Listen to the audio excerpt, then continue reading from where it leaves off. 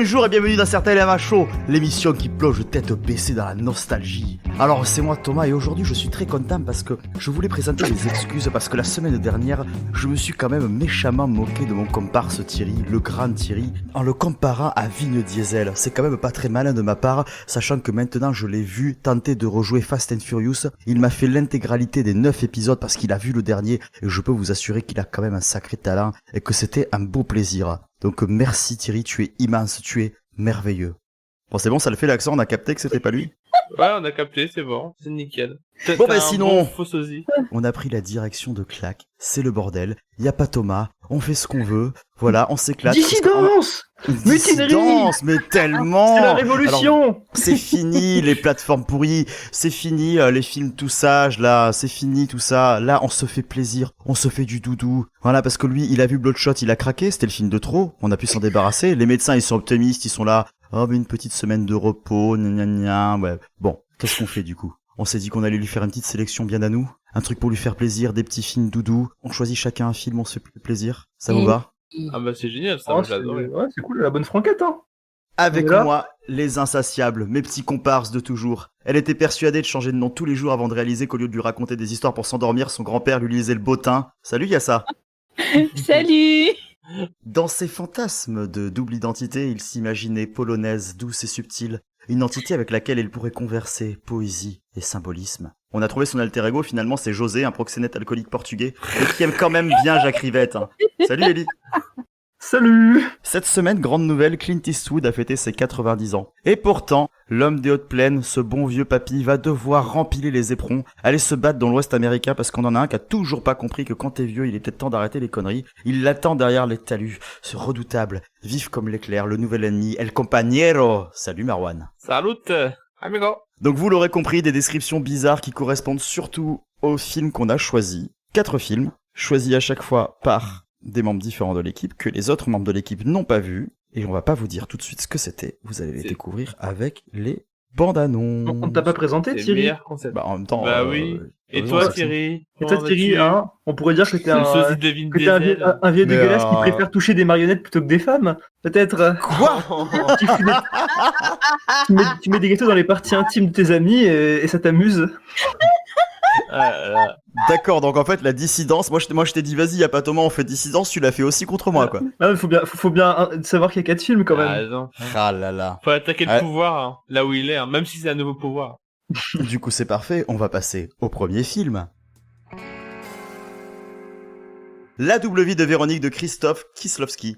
Alors ici on est moins dans le film d'enfance, on reste dans le film qui marque. Premièrement on va suivre Véronika, jouée par Irene Jacob, qui va devenir choriste en Pologne dans un orchestre prestigieux qui est persuadé, par des pérégrinations mélancoliques, d'être lié quelque part dans un monde à une autre personne. Elle va malheureusement décéder lors de son premier concert et à partir de là, nous suivrons Véronique, toujours jouée par Irene Jacob, à Paris, qui va être, alors qu'elle ne la connaît pas, profondément affectée et se mettre à suivre la même mélancolie. Ellie, tu as choisi ce beau film sur le lien invisible, est-ce que tu peux nous expliquer ton rapport à la double vie de Véronique? Bah, c'est un film que j'avais découvert il y a 3-4 ans, je crois, et qui, sur le coup, en fait, m'avait détruit. Enfin, c'était une grosse claque. Et c'était bizarre parce que j'avais un peu oublié le film, parce que j'avais vu dans un moment assez particulier. Et le film, j'avais juste des fragments, une espèce de sentiments qui me restaient et qui, du coup, depuis 4 ans, me hantaient en quelque sorte. Et je voulais absolument m'y reconfronter, voir pourquoi, en fait, j'avais, depuis tant d'années, cette espèce de note en moi qui perdurait. Du coup, bah, je me suis dit que c'était une bonne occasion pour essayer de vous faire découvrir ça, parce qu'en plus, Kieslowski, c'est pas forcément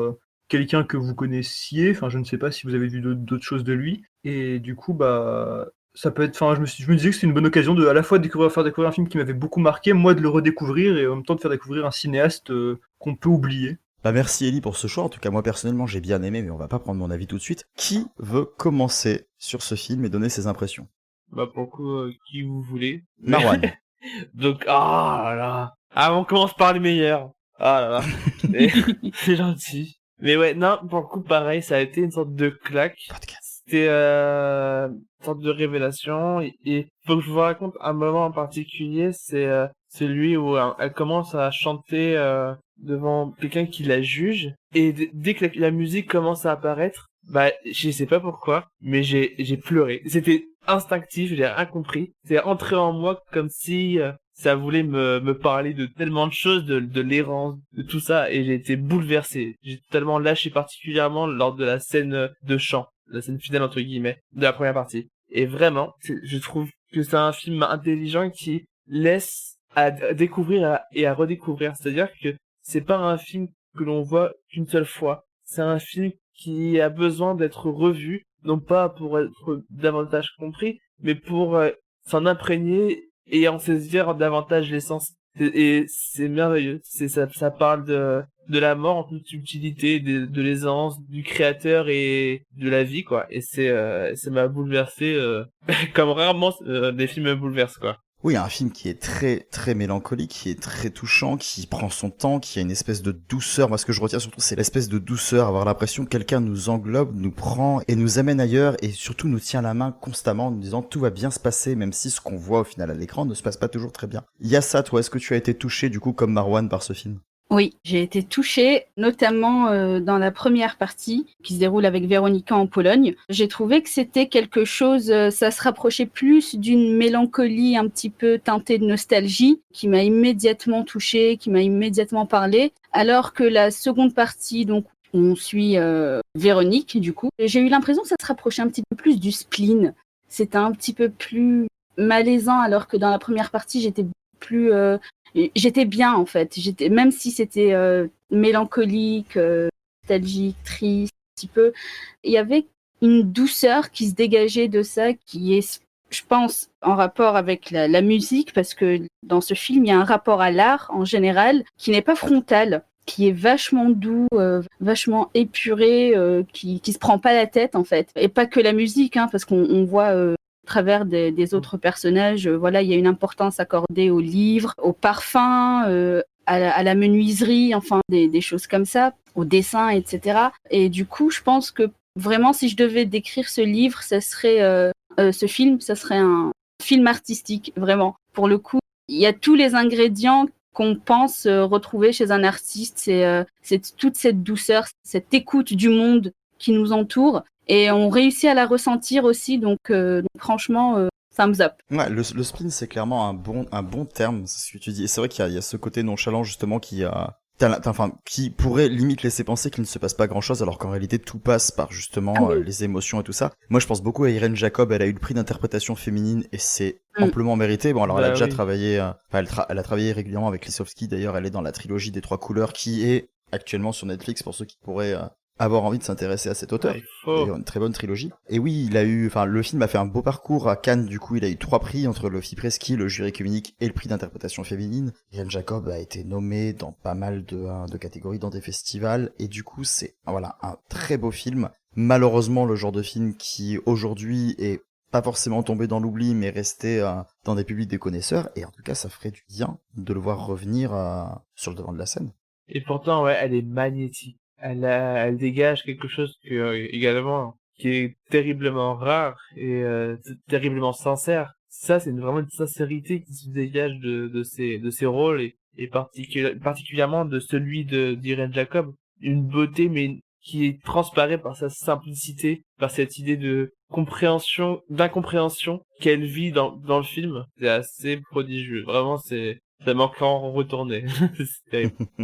C'est ça, c'est qu'elle renvoie en fait une image à la fois de femme forte et à la fois de femme fragile. Et le mix entre les deux, il y a un équilibre qu'elle arrive à atteindre qui en devient fascinant en fait. Franchement, je ne pouvais pas lâcher l'écran des yeux. J'étais happée dès qu'il se passait quelque chose. La moindre de ses réactions me fascinait en fait. C'est incroyable. Donc La double vie de Véronique, c'est un film qu'on vous conseille. C'est vrai que il faut pas en dire énormément. Ellie, tu voulais dire quelque chose peut-être ? Non, bah en vrai, ça me touche beaucoup ce que vous dites. Vraiment, ça m'émeut beaucoup parce que c'est le fait c'est ce que je vous ai incité à voir déjà et que ça vous plaise autant. Mais genre la réaction de Marwan qui dit qu'il est tout retourné par le film, ou il y a ça aussi, même toi Thierry. Je sais pas, moi du coup je l'ai revu cet après-midi. C'est le dernier film que j'ai vu de la sélection qu'on a faite. Et en fait, il m'est arrivé la même chose qu'à Marwan, c'est-à-dire que le film a commencé et puis la musique s'est lancée. Et j'ai fondu instinctivement en larmes. C'est fou, hein. En fait, je sais pas, il y a quelque chose de surpuissant et ce film évoque beaucoup trop de choses. Il est à la fois dense tout en étant très très simple. c'est une espèce, enfin, je trouve ce film d'une grâce vraiment, mais vraiment folle. La caméra a l'air de flotter tout le temps, comme si on avait vraiment C'est ça. l'idée d'un fragment d'âme qui erre dans le cadre. Il y a des scènes absolument dingues. Enfin, la scène c'est pas un spoil, mais juste une scène de concert, hein, qui, quand on a vu le film, voilà, forcément, elle évoque quelque chose. Mais enfin, cette scène, je la trouve magistrale en tout point, que ce soit la mise en scène, la musique qui, encore une fois, est puissante. La musique, elle dégage vraiment quelque chose de fort. Et tout ce rapport à l'art que disait Yassa est vrai. Enfin, c'est un film qui parle c'est une histoire d'âme sœur, littéralement. J'ai encore du mal à mettre des mots dessus et ça m'arrive rarement. J'ai l'impression que Kieslowski arrive à toucher quelque chose d'indicible, de presque indescriptible et d'universel, parce que visiblement on est tous touchés et le film a quand même eu un gros succès à l'époque. Et encore aujourd'hui, je connais des gens qui l'ont découvert il y a pas longtemps qui pareil, ont adoré. C'est surpuissant et je trouve ça dingue que ce film, on en parle plus tant que ça, alors que il fait du bien. Moi, ça m'a même rappelé, je pense que un cinéaste comme Jean-Pierre Jeunet, par exemple, s'en est beaucoup inspiré. Parce que toute la deuxième partie en France, avec Véronique, ça fait très Amélie Poulain, toute cette espèce de jeu de piste avec une quête existentielle de son personnage. C'est littéralement la même histoire presque à ce niveau-là, avec il y a même on revient à la gare, etc. Enfin, il y a plein de similarités, et puis avec, je pense, plein d'autres cinémas. Et donc ouais, c'est un film qui, je trouve, à la fois très triste et très beau. Enfin, c'est bizarre, il y a cette espèce d'ambivalence constante. Et tu vois, c'est exactement ce que j'ai ressenti, et ça m'a fait penser en fait au morceau de Beethoven, Lettre à Élise, où en fait, quand tu écoutes le morceau, tu sens la douleur dans les notes, et à la fois, on ne peut pas s'empêcher de trouver ça magnifique. Et c'est ce mélange de ces deux émotions complètement contradictoires qui donne un petit peu un goût de mystère, et c'est quelque chose sur lequel on ne peut pas mettre le doigt, qu'on ne peut pas réellement décrire avec des mots, et c'est juste du ressenti, c'est juste de l'émotionnel. Et je trouve que véhiculer ça à travers un film et d'en sortir et de dire j'ai aimé, et par contre je saurais pas te dire exactement ce que j'ai aimé, mais j'étais bien, et je pense que voilà, c'est un film réussi. En fait, j'ai envie de dire que j'ai tout aimé, tu vois. Franchement, je vois vraiment pas beaucoup de défauts au film. C'est jamais très long, enfin c'est pas très long, il dure qu'1h30 en plus.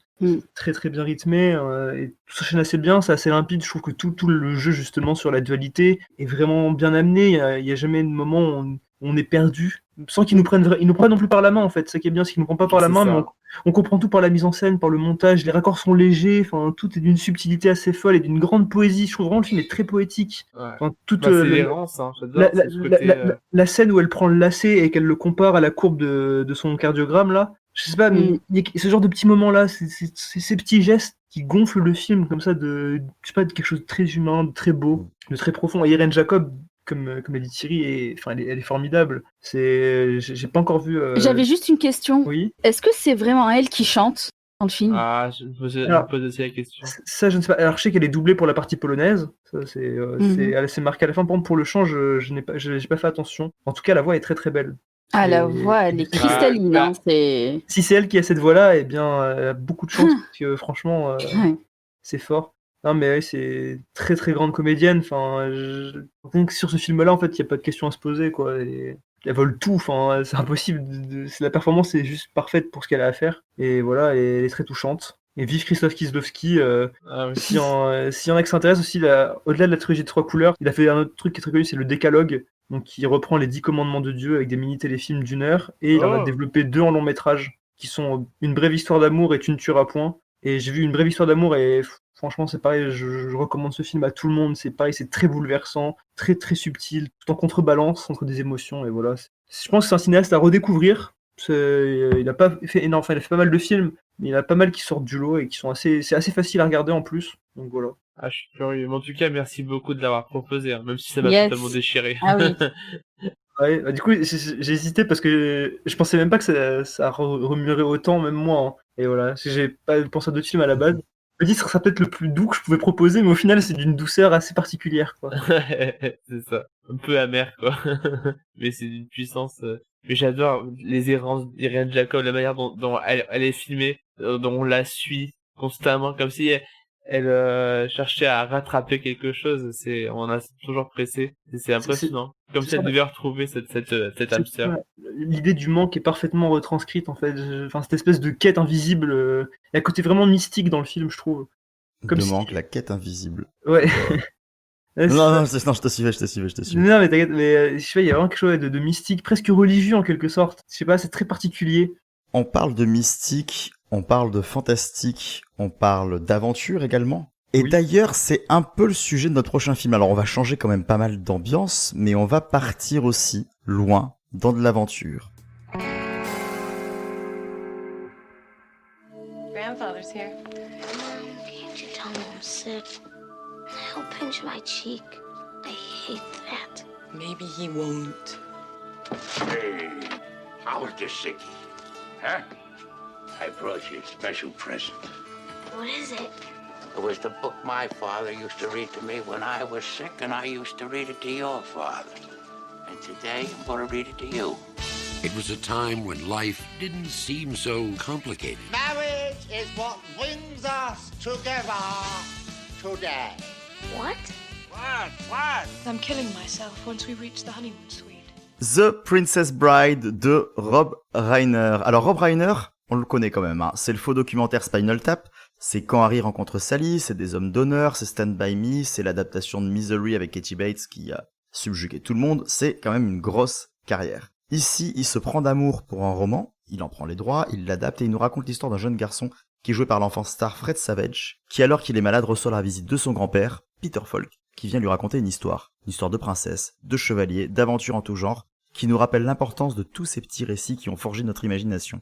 Il y a ça, pourquoi est-ce que tu nous conseilles ce film ? Je vous ai proposé ce film parce que je l'ai découvert il y a environ 4 ans. Et la première fois que je l'ai vu, je me suis juste dit, j'aurais adoré le voir dans mon enfance. Je me suis tout de suite prise d'amour pour cette histoire. C'est une histoire assez classique avec une demoiselle en détresse, un méchant, des protagonistes aussi qui vivent leurs propres aventures, etc. Il n'y a rien d'extraordinaire là-dedans, si ce n'est qu'il y a une certaine magie qui fonctionne quand on regarde le film. J'ai tout de suite été emportée dans l'histoire et j'étais investie avec les personnages et je voulais qu'ils réussissent. Pour certains, je voulais qu'ils échouent. Pour d'autres, j'ai retrouvé mon âme d'enfant avec ce film et je dois dire que je le regarde chaque année, une fois par an, parce qu'il me fait du bien. Vraiment, il me fait du bien, ce film. Donc j'espère qu'il vous aura fait du bien aussi. Je suis pas sûre pour tout le monde, mais je sais qu'il y en a certains qui ont apprécié, d'autres pas. Donc c'est à qui de commencer? Moi je commence Marwan, aussi alors. Marwan, vas-y. J'ai vu un petit peu avec un œil ouvert les retours de mes comparses et je me suis dit déjà que de base j'avais un petit a priori.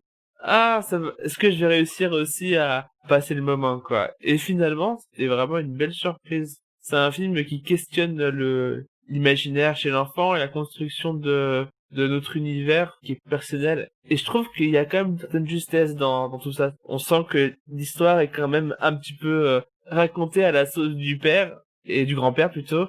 Et il y a cette magie, cette évasion, cette exagération qui finalement crée un effet comique qui a constamment fonctionné chez moi. Et que ce soit par rapport à Montoya qui répète toujours son nom, qui cherche toujours à tuer. Il reprend tous les grands classiques, toutes les grandes histoires de vengeance, d'amour, de tout ce qu'on veut quoi. Mais c'est une sorte de parodie qui ne se dit pas parodie et qui fonctionne et qui assume tout, qui assume ses décors carton-pâte et qui m'a fait mourir de rire comme par exemple dans le combat, des fois les escrimeurs, enfin les épéistes sautent d'un point A à un point B et on sent que il y a un matelas en dessous. C'est trop drôle. Moi je meurs de rire quand je vois ça. Et c'est vraiment, moi j'ai trouvé ça génial personnellement, vraiment j'ai passé en fait moment. c'est ça, c'est une aventure qui est racontée mais un petit peu bricolée, tu vois, c'est quand tu regardes le film, t'as l'impression qu'on te le raconte, tu vois, t'as pas l'impression de regarder un film monté, etc. Moi quand je le regarde, j'ai toujours l'impression qu'il y a quelqu'un qui est en train de me le raconter en fait. Parce que ça va dans tous les sens, parce qu'il y a des scénarios ou des retournements qui vont pas tenir la route, etc. Mais pourtant, t'es là, t'es dans l'histoire, tu dis oui, vas-y. T'es comme un enfant, tu veux savoir la suite et tu t'en fous en fait des incohérences et des décors en carton, quoi. T'as juste envie qu'on te raconte l'histoire. C'est ça. Et en plus, elle est magnifique, Robin Wright. J'ai l'impression que mon accent magnifique. Elle est magnifique. Elle est vraiment fabuleuse. Et puis non, c'est excellent. Ça se fout du genre. Et je tenais à dire que là, pour le coup, je me rends compte que le film avec Kev Adams, c'est Aladdin, c'est ça? Genre la grosse pique. Je sais juste que je l'ai pas vu, hein, mais je sais juste que c'est. On a perdu Marwan. Non, Marwan. reviens Marwan. Marwan. Je crois que c'est fait tuer par Inigo Montoya. Est-ce que comment on y arrive et trouver Marwan? Qu'est-ce qu'il y a? T'as coupé? Ouais. Ah oui, ça... Ça a coupé Ah le merde! Au moment où c'est devenu intéressant. en plus. Oui. Je disais quoi là? ah bah du coup c'est cool, on va enlever un peu d'avis positif. Non, Non, je disais parce juste- que bon, là Ouais, tu bref. parles de construction de l'imaginaire, tu parles de parodie, tu parles d'un humour qui passe bien, d'une belle histoire bien faite. Ouais. Non mais sérieusement, qu'est-ce que vous avez regardé comme film? Vous avez regardé un vrai film d'Heroic Fantasy ou comment ça se passe? Bah non, c'est pas ça, c'est au contraire, c'est l'heroic fantasy imaginé par un enfant, quoi. Et donc t'as toujours... Allez, laisse argumenter les grands.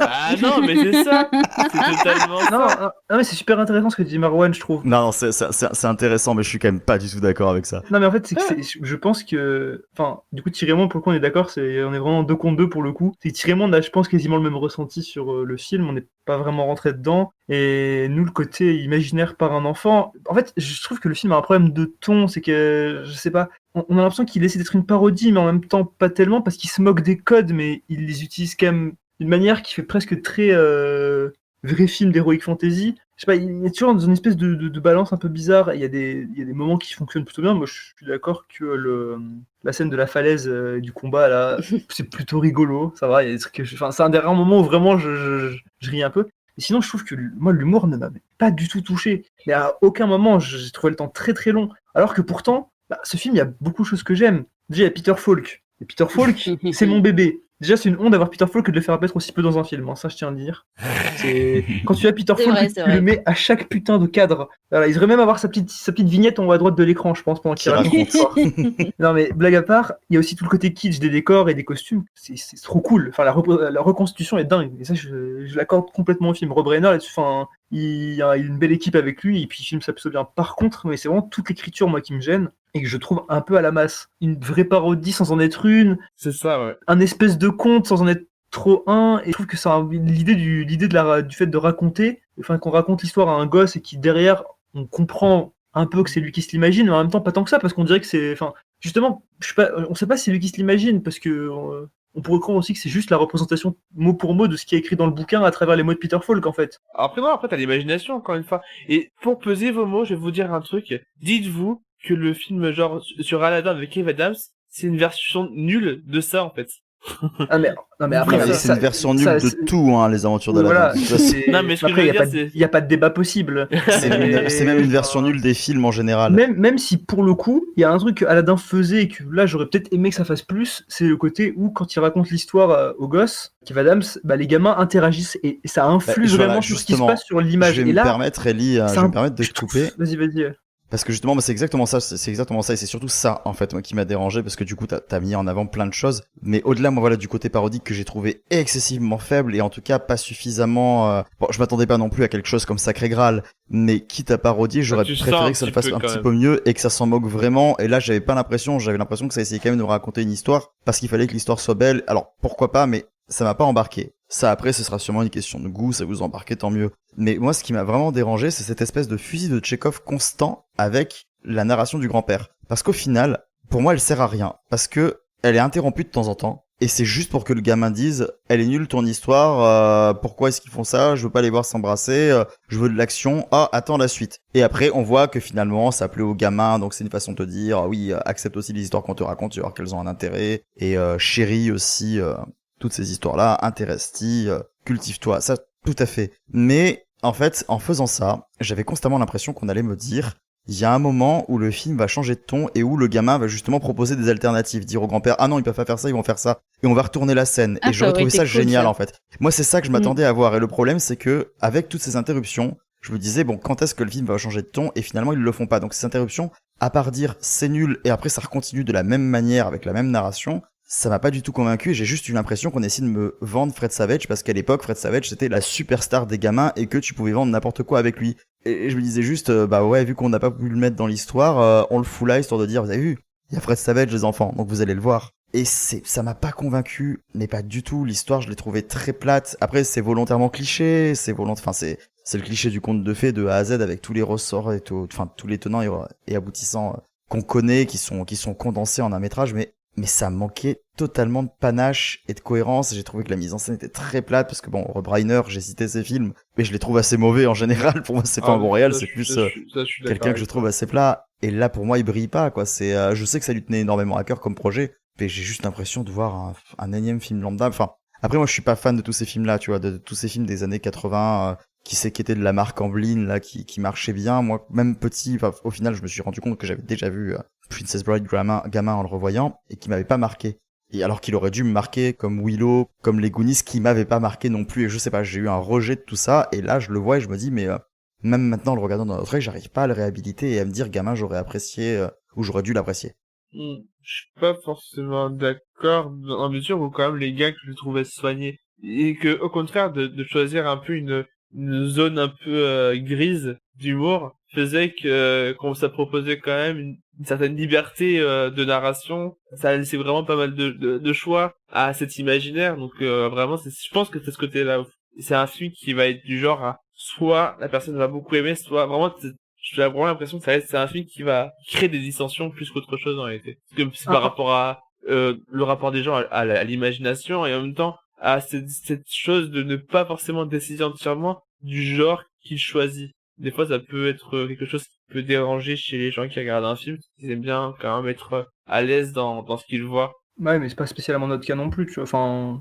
Ah, mais je sais que vous êtes tout libre de tout, totalement. Tu vois, parce que surtout quand, alors moi j'aime bien, je limite les films que je préfère au monde, c'est les films qui vont me fracasser la tronche et justement je me sens pas bien, tu vois. Non mais je sais pas, c'est un peu particulier, mais je pense que il y a un côté, ça dépend de l'imaginaire de chacun. Moi je sais que j'aime beaucoup, enfin je suis quelqu'un j'accroche facilement aux univers comme ça, un peu fantaisistes, mais là pour le coup non. Je pense que voilà, comme je dis, c'est dû à ce qu'on a évoqué avec Thierry, pour le coup à cette espèce de fausse narration, enfin de narration un peu particulière, etc. Mais du coup, j'ai 2-3 trucs à dire. C'est que le bon point quand même des coupures avec le gamin et Peter Falk, c'est que ça permet à Peter Falk de mal parler au gamin, et je trouvais ça hilarant. Vraiment, mais surtout que Fred Savage, il a tellement une tête à claque. Mais c'est ça, il y a Fred Savage qui a une tête, il est insupportable, et il y a Peter Falk avec une grosse moustache blanche de papy là, qui lui dit mais tais-toi et écoute. Genre, j'étais mais éclaté, vraiment, ça me faisait trop rire. En vrai, on a tous envie d'avoir un Peter Falk en grand-père, je pense. Et autre truc, c'est que t'as cité les Monty Python, et je suis d'accord que moi ça m'a fait beaucoup penser à ça, et forcément la comparaison fait mal, encore plus mal à Princess Bride quand tu penses aux Monty Python pendant le film, parce que bah Sacré Graal c'est extraordinaire. Moi ça m'a surtout fait penser à Shrek, et ça m'a donné envie de revoir Shrek, ce film. Franchement, c'est une version tout public de Shrek en fait, sans le mordant. Ouais voilà, en fait c'est la version calme de Shrek, mais genre, pour moi Shrek relie mieux les codes du conte de fées en faisant plus un côté parodique, encore plus appuyé, je sais pas. Et en plus il y a des persos qui ressemblaient, donc genre l'ogre, ça pourrait être le gros là qui est joué par André le Géant, d'ailleurs ça m'a rappelé. Qui est joué par André le Géant, ouais, c'est son nom de scène. Ça m'a rappelé, parce que du coup moi je suivais le catch quand j'étais gamin, et voir André le Géant, bon il catchait plus à l'époque, mais je connaissais, ça faisait un petit plaisir quand même, sa bonne bouille là. Il se fait fumer en deux par le Zorro du Bled là, mais c'était rigolo. Non mais en vrai je comprends qu'on puisse avoir une attache liée à ce film facilement, mais je sais pas, c'est très particulier. Je pense que comme dit Thierry, c'est beaucoup, il y a toute cette vibe des années 80 qui peut-être aujourd'hui commence encore plus à diviser, ou je sais pas, ça passe ou ça casse, on va dire. Ça doit dépendre des films. Moi, ce que ça évoque en moi, en fait, c'est que quand je l'ai vu, ce film, ça m'a beaucoup fait penser à La Caverne de la Rose d'Or, qui est un film italien. Et ça, c'est un film que j'avais vu quand j'étais très jeune. C'est aussi un univers fantastique, etc., où se déploie plein de magie, etc., beaucoup de choses. Et du coup, ça m'a beaucoup fait penser à ça, ce qui fait que j'y ai déjà un attachement préalable. Donc, je pense que c'est pour ça aussi que j'ai pris ce film à bras-le-corps, quoi. Ça me renvoie à des périodes de ma vie où j'étais extrêmement bien, où tout était simple. Ouais. Du coup, ça facilite grandement. C'est un film doudou, quoi. Ah oui, carrément, complètement. Non mais en vrai je comprends complètement. Hein. Et je suis un peu triste de pas l'avoir aimé, même en film doudou, ou je sais pas, juste d'avoir peut-être plus été atteint par l'humour, parce que en soi le film est pas non plus, il y a rien de méchant dans le film, ça se voit que c'est fait pour être mignon, etc. Et c'est triste quand t'as un film comme ça et que tu rentres pas dedans. Bon, déjà que de base je suis quelqu'un d'assez cynique et monstrueux. Mais non. Là je me sentais encore, ça renforce ce côté-là quand tu t'es pas touché par un film qui se veut comme ça très gentil pour les enfants. Il y a tout ce rapport à cet imaginaire qu'on a quand on est petit. C'est un film que ça fait un peu chier de pas aimer, je trouve. Mais bon, on décide pas comme ça, c'est triste. Ah bah. C'est ça, si ça passe ou ça casse. Mais en tout cas, t'as vu, hein, il y a au moins une personne qui l'a apprécié à sa juste valeur. Je suis contente. Un peu de Au moins. soutien. Non, bah en vrai, c'est cool de l'avoir découvert aussi. Je suis pas fâché de l'avoir. Parce que ça fait longtemps que j'en avais entendu Ah bah parler. tant mieux. Ça fait longtemps que j'en avais entendu parler. J'avais jamais pris le temps de le voir. C'est toujours intéressant de voir des films comme ça. En plus, savoir que ça te tenait à cœur, et je comprends en soi. Hein, tu vois, c'est juste que je pense que c'est très subjectif. On avait déjà parlé la semaine dernière sur le fait qu'on avait forcément des goûts qui pouvaient diverger. Et bah là, c'est le cas, par exemple. Et une découverte cinématographique, ce n'est jamais de trop, qu'elle nous plaise ou pas. Bon, enfin, des fois, c'est un peu trop abusif, mais là, ça va. After. Qu'elle nous plaise ou pas, il faut toujours découvrir des choses qui nous plaisent, qui nous déplaisent, et surtout comprendre pourquoi. Alors, on va continuer à bouger. On va aller voir un nouveau grand-père, un grand-père mexicain qui va nous raconter une nouvelle histoire. Vamos a matar, compañero! Vamos a matare, compañeros! La musique est incroyable. Vamos a matare, compañeros! Moi, je vous la fais. Non, c'est exactement comme ça, c'est génial. En même temps, le film est comme ça. Hein. Oui. Vamos a matar compañeros de Sergio Corbucci. En français, Compañeros, western spaghetti prenant place dans la révolution mexicaine qui nous montre l'épopée de deux hommes, un dandy suédois et un Che Guevara improvisé, qui doivent ramener un leader politique pacifiste pour s'en mettre plein les fouilles. Bon Marwan, Oui. vas a matar compañeros ok? Qu'est-ce qui t'a poussé à nous emmener au milieu des pistoleros? C'est au départ quand t'as proposé de choisir un film qui nous touche par rapport à notre enfance, par rapport à tout ça. Quand j'ai découvert il y a 2 ans de ça, j'ai vraiment eu l'impression de retourner en enfance parce que ce western spaghetti avait tout de ce qu'on imaginait gamin. Pour le coup, c'était vraiment ça. Je trouve qu'il y a une suite un peu logique. Sauf que une fois, ton film, c'est pas pour les gamins. Mais non, t'as ce côté vraiment. Il est merveilleux dans sa musique, dans ses personnages. C'est vraiment des personnages qui sont caractérisés à fond et qui jouent leur rôle, qui semblent au départ, j'ai l'impression, un peu manichéen, mais qui finalement nous montre, on voit à peu près tout venir, mais nous montre que les personnages ont tous leur patte, leur écriture, et c'est génial. Il y a plein de rebondissements. Voilà, tu suis les charismes des uns et des autres. Et ça m'a donné envie de voir tous les Corbucci, et apparemment il en a fait des très très bons.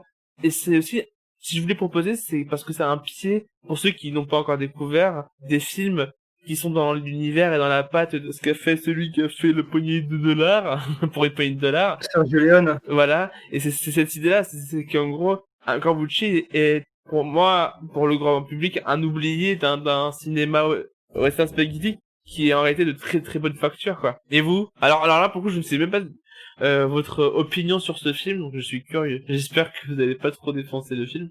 Je vous écoute. Il est en stress, Marwan, là, Ah mais grave, attendez, je bois de l'eau.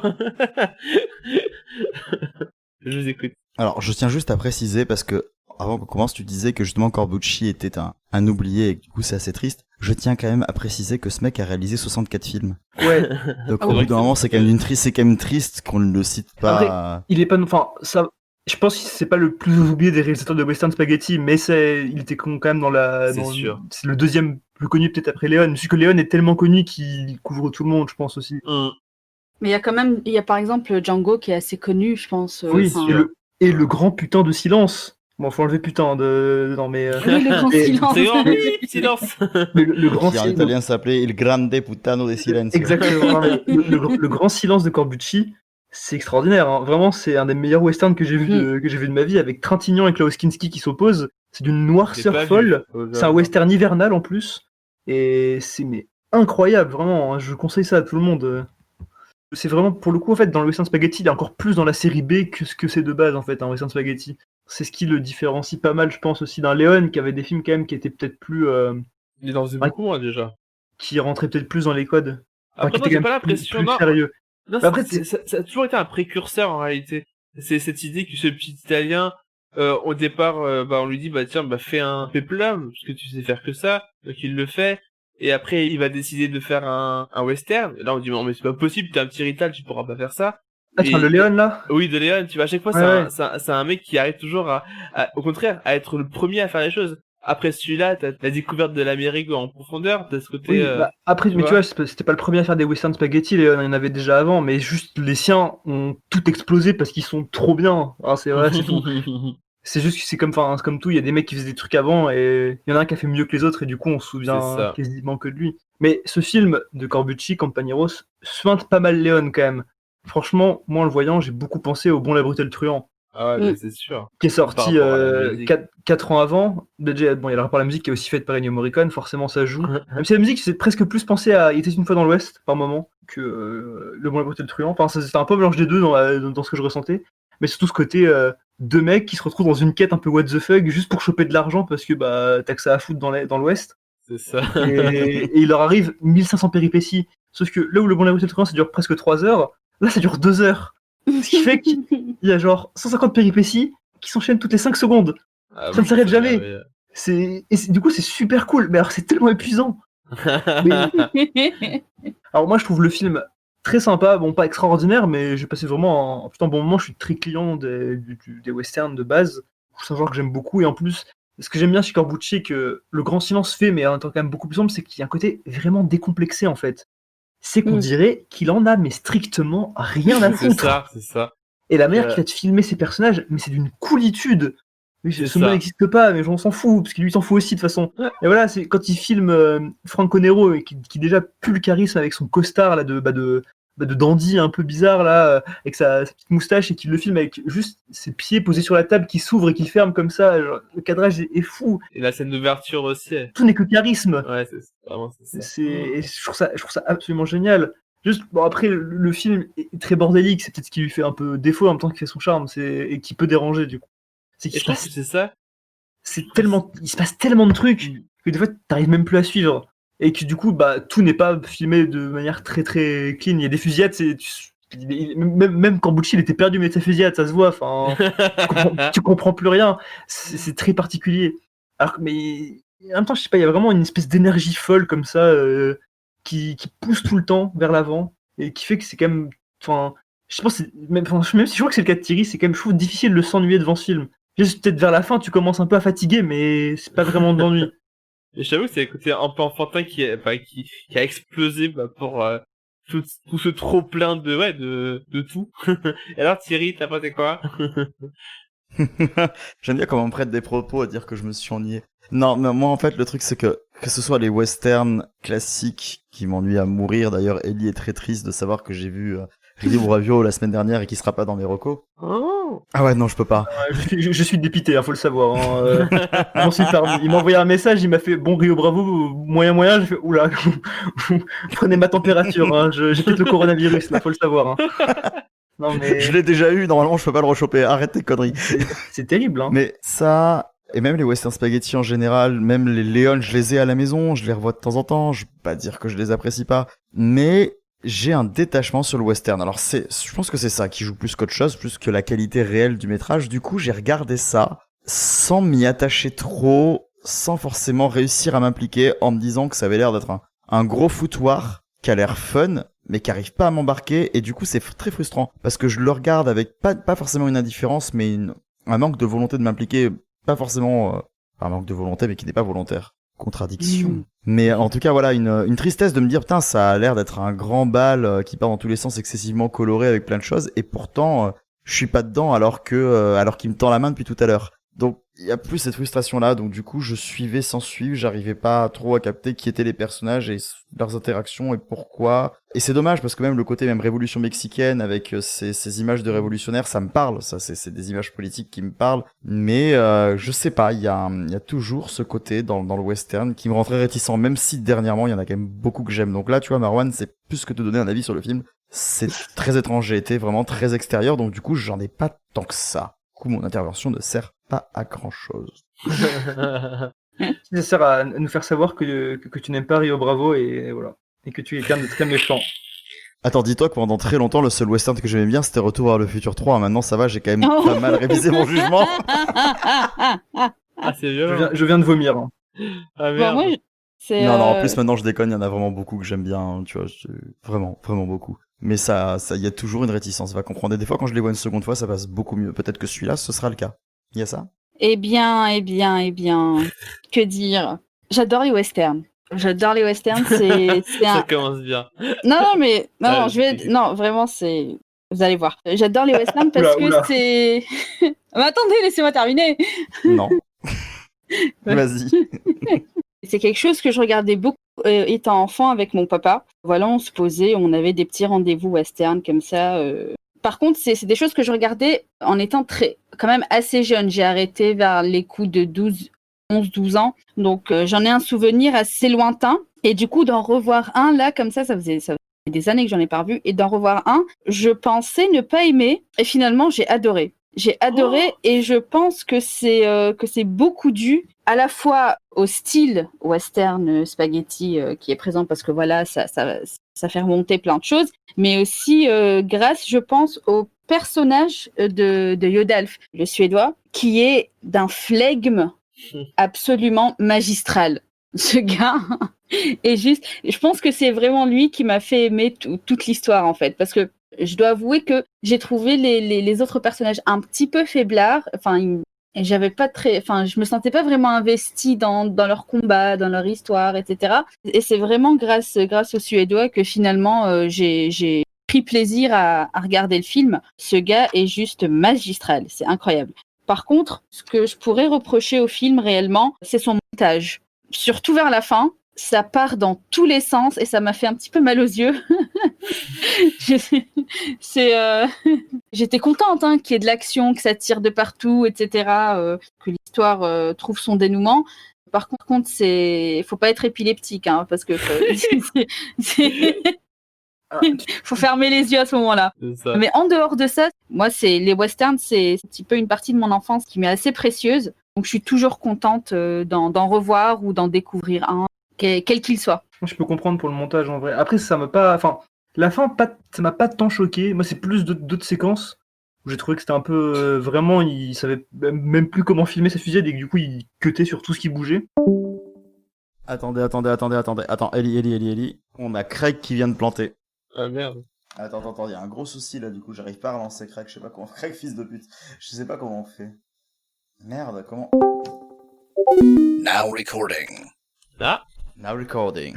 Du coup, Ellie, on était sur ton argumentaire que tu vas reprendre, même si ta piste perso a aidé, mais on va quand même faire les choses bien. En fait, Thierry, c'est toi qui disais que ça t'intéressait beaucoup le fond sur la révolution mexicaine, etc.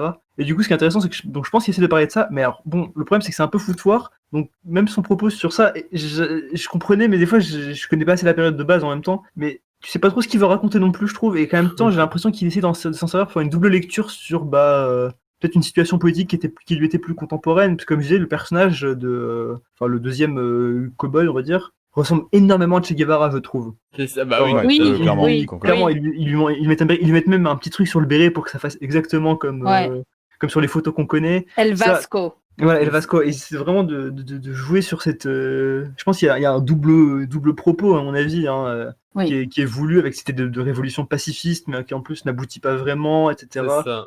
C'est très intéressant. Il essaie vraiment, je pense, de parler de plein de choses. Et c'est peut-être aussi ça le problème, c'est que du coup, c'est un film qui est presque trop ambitieux par rapport à tout ce qu'il veut faire, en fait. Et c'est un peu... Ça pourrait presque lui desservir, parce que du coup, c'est vraiment très dense. Et en 2 heures, peut-être qu'il aurait fallu, je sais pas, un peu plus de temps pour laisser souffler, pour laisser vraiment ses propos se développer, plutôt que de tout enchaîner comme ça, vitesse grand V. Et ça rendrait le film peut-être plus appréciable dans son ensemble, je pense. C'est un avis personnel, j'ai déjà trouvé ça très sympathique, mais là, je pense qu'en fait, au final, le film se résume presque plus à on prend notre pied devant un mec devant des fusillettes qui s'enchaînent, des trucs improbables, des traversées de frontières avec des déguisements en moine improvisés. On sait même pas comment ils ont trouvé les costumes, mais bon, voilà. C'est ce que je me suis demandé. Il y a plein de trucs comme ça, il y a des trucs qui sortent de nulle part, mais ça va tellement vite qu'on comprend même pas tout ce qui se passe. Mais voilà, c'est à la fois très, très sympathique, mais tu sens qu'il y a un truc en fond qui du coup a peut-être du mal à s'exprimer, et c'est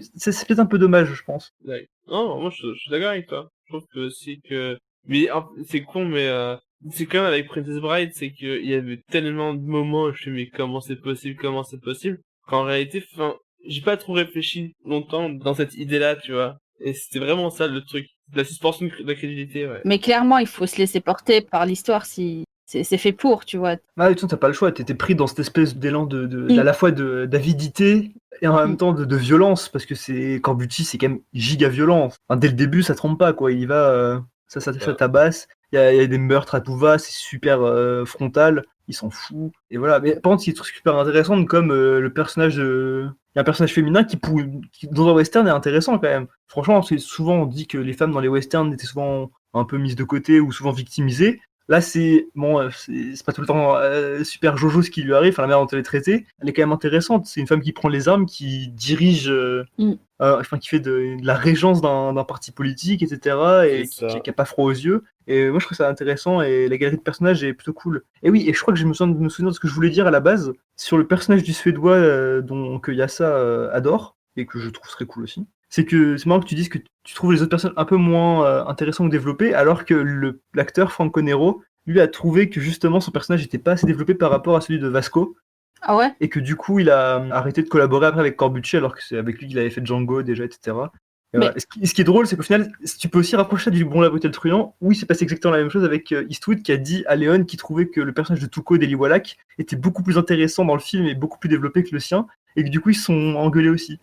C'est vraiment particulier. Enfin, les deux films se rejoignent beaucoup, je trouve. C'est paradoxal que l'acteur pense ça, parce que moi, ce que j'ai retenu du film, c'est que pour El Vasco, c'est que physiquement, c'est vrai qu'on voit la similitude avec le Che. Et en fait, il n'a pas un sou de charisme, son personnage. C'est-à-dire que c'est complètement dissonant avec ce qu'il est censé représenter. Oui, bah oui. C'est plus un petit peu un imbécile heureux qui se laisse porter par les plus puissants que lui et qui a la botte, qui décide plus ou moins de suivre un petit peu le plus fort, quoi. Donc en vrai, il se laisse plus embarquer dans cette histoire de révolution parce qu'il est au milieu que parce qu'il a réellement décidé. Oui, mais ce qui est intéressant, c'est que c'est lui, au final, dans les personnages, qui a une vraie évolution. C'est peut-être pour ça aussi qu'il disait ça. C'est que c'est le seul personnage vraiment qui part d'un point A et qui a un point B. De base, c'est juste un vagabond qui se retrouve emmêlé dans un truc et qui est juste attiré par la violence et l'argent et qui, au final, va prendre conscience de l'importance d'un combat, etc. Et il va essayer de se battre pour ça. Et il va mettre ça avant l'intérêt pécunier,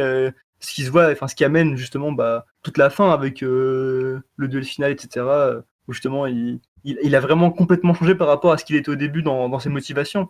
Et même dans la manière qu'il a d'agir vis-à-vis du personnage féminin, notamment. Je pense que c'est pour ça aussi qu'il y a pu avoir ce conflit. Et moi, je pense que c'est aussi le personnage le plus écrit à ce niveau-là. Parce que le personnage du dandy, en fait, c'est un peu comme l'homme sans nom de la trilogie du dollar de Léon. C'est le mec flegmatique et giga cool, très mystérieux.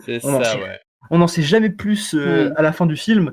Mais juste, il traverse le film et c'est un peu notre point d'accroche de base, en fait. C'est un peu celui qui nous guide, et après, il y a tous les autres personnages qui gravitent autour et qui sont généralement plus... Enfin, c'est la vie de l'Ouest à côté, en fait, qui se passe autour de ce mec-là. La vie de ce qui se passe. Et c'est ce qui est intéressant, je trouve, et que ce film arrive plutôt bien à faire, même si, comme j'ai déjà dit, il y a beaucoup trop de personnages, beaucoup trop de choses, et que c'est très bourratif, mais voilà. Et par rapport à ce personnage-là, je trouve aussi que il était aussi intéressant, celui qui se prenait pour le Che, c'est parce qu'en fait, il est inspiré d'un personnage qui est également dans le centre de l'histoire de Viva Zapata d'Elia Kazan, qui est ce même personnage qui vient du peuple et qui, d'un coup, quelqu'un l'aide, un des généraux va lui donner, va lui dire, viens bosser avec nous. Et lui, il va devenir une sorte d'image. Et c'est ce côté-là, c'est le mec qui vient du peuple. C'est vraiment aussi, je pense, un archétype qui, finalement, par rapport à tout ce Mexique-là, tous ces films qu'il y a western de cette époque-là, on retrouve énormément, c'est ce personnage-là du peuple qui va, pour le peuple, l'aider, mais qui finalement va être corrompu par son déterminisme avec ce qu'il n'a pas pu faire par rapport au fait qu'il ne pensait pas aller aussi loin. Et on retrouve ça dans ce personnage-là, et c'est pour ça qu'il est aussi bien écrit, je pense, c'est que il y a ce côté un peu... c'est des archétypes, Corbucci fonctionne très bien avec les archétypes, et il en fait, pour moi, c'est vraiment des jouets, puis il en fait ce qu'il veut, et puis on s'en amuse, quoi. On reste quand même d'accord pour dire que ça peut être potentiellement fun à regarder. Ah oui. C'était le but à la base. Dans le thème que tu proposais à la base, c'est ce que je voulais, c'était le film un peu qu'on peut voir entre potes, qui titille l'enfance. Quand tu disais ça, c'était vraiment ça. C'est un film que je verrais avec des potes avec grand plaisir, parce que c'est quand même pas mal rigolo. Et en même temps, c'est un côté, je trouve, qui joue avec l'enfance. Vraiment, ce côté, ce plaisir illimité, ce côté où on n'a pas l'impression... c'est ça, c'est le trop-plein de l'enfance, quoi. Quand on imaginait des histoires étant enfant, t'avais ce côté-là, t'avais ce côté où où il y avait 30 000 retournements de situation, t'avais 30 000 personnages qui apparaissaient, toujours un qui était plus fort que l'autre, c'était ça, constamment. T'avais toujours ce jeu. Sauf que là, il y a un petit jeu en jeu, on va dire, politique, mais outre ça, c'est vraiment que ça, c'est vraiment une sorte d'imaginaire enfantin qui s'amuse, quoi. Bah en fait, on dirait un cartoon. C'est tellement grotesque. C'est ça. On dirait genre Bugs Bunny et Daffy Duck dans le Far West qui font n'importe quoi et qui se tirent dessus avec des trucs improbables. Genre, quand ils sortent les machine guns, mais ça n'a aucun sens. Enfin, le mec s'amuse, il prend il la soulève comme ça, comme si c'était un petit pistolet, et il allume tout le monde, et t'as tout le monde qui tombe comme des mouches, et il est trop heureux. C'est grotesque. Trop bien. Et c'est cool. Et en même temps, il arrive en même temps à critiquer ça dans la même minute. En plus, c'est qu'intelligent, c'est que à travers son montage, la musique, etc., en une demi-seconde, il passe de c'est génial, tu te tapes des barres à voir un mec qui canarde tout le monde, c'est toujours kiffant à voir, de toute façon. et dans la demi-seconde qui suit, il te montre juste les corps en train de s'effondrer petit à petit, et tu te dis, putain, en vrai, c'est chaud quand même. Enfin, il tue beaucoup de personnes, là. Et c'est super intelligent là-dessus, et je suis d'accord. Enfin, je vois ce que tu veux dire pour rapport à l'enfance, et c'est vrai que ça marche très très bien. Je pense que même enfant, tu rigoles. C'est ça. Et en plus, tu te rends compte que c'est pas des balles, quoi. Il tombe, tu vois. Et c'est ça qui est encore plus drôle. C'est quand tu les vois tomber, alors qu'il y a rien, il y a pas de fumée, il y a que dalle, tu te rends compte qu'il y a pas eu de tir. Enfin, tu sais que c'est des gens qui font exprès de tomber, c'est filmé sans forcément vouloir le cacher. C'est vraiment drôle. Puis même, enfin, dans le déroulement des péripéties, c'est très très enfant, c'est tellement con comment ils s'en sortent à chaque fois que c'est très, on dirait vraiment des trucs de gosse. Enfin, il y a quand même, ils font référence au petit poussé. C'est ça. Un moment avec les tortues qui deviennent les oui. Non mais toute l'attaque de For Yuma avec le truc des pompiers, mais c'est tellement alambiqué à mort. Et le méchant avec le faucon, tu vois, c'est trop drôle. Alambiqué. Un gros bordel, un film qui plaira aux petits, qui plaira aussi aux grands, qui visiblement a plu beaucoup à l'équipe malgré certaines réticences. Et il est temps de passer au dernier film. Un film qui visiblement a fait polémique, qui a fait quelques petits envieux, quelques petits jaloux aussi, et surtout beaucoup de déboires. Alors ce qu'il faut savoir, c'est qu'initialement dans Claque, on a quand même eu l'habitude, on l'avait vu les précédentes semaines, de beaucoup inviter de gens sur nos épisodes au show. Sur cet épisode, on avait décidé de faire un épisode fleuve avec beaucoup de monde. On a invité masse de personnes. Le problème, c'est que malheureusement, dans ma volonté de s'éclater sur cet épisode, j'ai proposé un film qui, a priori, a fait un gros débat et qui fait que nos invités ont décidé de partir et de ne plus revenir. Alors, on les a tous perdus. On sait pas où ils sont. Même Thomas, d'ailleurs, on se demande s'il est pas réellement parti pour ça. Et on a reçu un documentaire qui visiblement nous dit où ils sont. Et je vous laisse écouter ça tout de suite.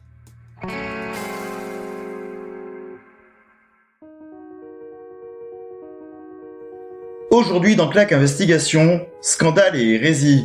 Le dénommé Thierry, pourtant membre influent du collectif de podcasteurs cinéma Certains l'aiment à chaud, a proposé pour l'épisode du 6 juin 2020 un film qui va changer à jamais le destin de l'émission. Alors censé comporter de nombreux invités, le visionnage du film va générer des disparitions multiples parmi les invités. Nous sommes le 17 mai 2020. Après une émission réussie sur la Cinétech, Thierry propose en privé à ses amis Liam et Quentin de participer à un prochain épisode quelques semaines plus tard. Il leur donne alors le thème de l'épisode ainsi qu'un film à regarder. Quelques jours après, les deux jeunes hommes ne sont plus actifs sur les réseaux. Nous avons alors commencé une enquête et après de longues recherches, avons retrouvé Liam de Bruel, que nous reconnaissons à peine. Je pense que comme tout le monde, je n'étais pas prêt devant ce film. Je crois que je n'étais pas prêt. Je pensais avoir atteint la limite et Catwoman ou les nouvelles aventures d'Aladin, mais les Feebles... Voilà, je suis parti en Estonie maintenant. Je vis une vie tranquille, loin du cinéma où je fais de la calligraphie pieds nus. C'est quelque chose qui m'apporte beaucoup de joie et qui permet d'oublier toutes ces choses que j'aurais voulu ne jamais voir. Devant un tel traumatisme, l'équipe de Claque Investigation s'interroge. Est-il possible que Liam ait fait un burn-out ? Pour le découvrir, nous sommes partis à la recherche de Quentin Corré et nous sommes heurtés à de nouveaux dilemmes. En effet, son site, à la rencontre du 7e art, ayant disparu, difficile d'entrer en contact avec lui. Nous avons fini par être appelés par l'hôpital psychiatrique du Touquet, dans lequel Quentin est interné depuis le 20 mai 2020, nous indiquant qu'il a accepté de s'entretenir avec nous et de nous expliquer sa déconvenue. Vous savez, pour moi, Peter Jackson, c'était le Seigneur des Anneaux, les batailles, les chevaliers, la fantaisie, ça me passionnait. Et puis, Et puis un jour, j'ai décidé de voir les Feebles. Et là, tout s'est effondré. Je crois que j'étais pas prêt. Est-ce que vous pouvez couper, s'il vous plaît? Peter Jackson, les Feebles. Dans les paroles désarçonnées des victimes, ces deux noms résonnent. Et c'est en cherchant de quelle œuvre il pouvait s'agir que nous nous heurtons à une nouvelle réalité. Ce film a déjà été proposé par Thierry et a déjà fait des ravages. Nous sommes le 29 avril 2020, et alors que l'enregistrement de l'épisode sur e-cinéma s'apprête à commencer, Hera Laskri, pourtant membre essentiel du collectif, envoie ce message. « Hello, j'ai pas la forme, je ne pense pas participer ce soir, désolé. C'est la dernière fois que les membres de certains Lama Show entendront parler d'elle. Si elle s'est premièrement refusée à répondre à nos questions, Hera a fini par nous expliquer les raisons de son départ prématuré. » Après un film d'une telle débilité, j'ai dû partir et quitter Clack et aller m'isoler dans un autre pays pour ne plus jamais entendre parler des Feebles. J'étais à la fois très traumatisé et en même temps, j'ai atteint un niveau de stupidité tellement énorme qu'il a fallu que je m'isole encore pendant 2 mois pour aller lire Proust et me remettre un petit peu à niveau du type de film que d'habitude je regarde. Non, là c'était beaucoup trop pour moi. C'était un peu compliqué à appréhender parce que même en ayant grandi avec le Muppet Show ou ce genre de choses-là, là ça atteignait des niveaux de stupidité tels que maintenant je ne peux plus voir une peluche. C'est impossible que j'observe une marionnette sans me trouver tout de suite extrêmement conne. Non, c'est d'un niveau de débilité tel que c'était plus possible pour moi de continuer de voir des films. J'ai arrêté le cinéma. Mais qu'est-ce que les Feebles ? Pourquoi ce film a traumatisé ces personnes qui ont décidé de laisser de côté leur passion ? Alors que l'équipe de Clack s'apprête à en parler, nous avons réussi à trouver un morceau de bande-annonce.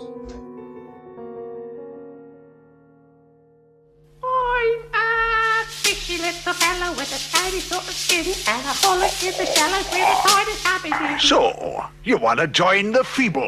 Oh, rather. Meet the Feebles! Meet the Feebles! Meet the Feebles. The movie that began as family entertainment, but went horribly wrong. Have you got any smack? Smack?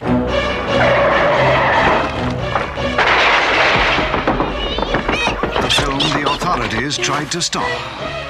Oh, it's beautiful white fur. God, my dear.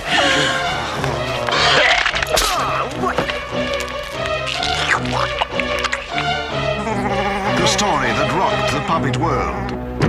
This is a family show, for Christ's sake. Sex.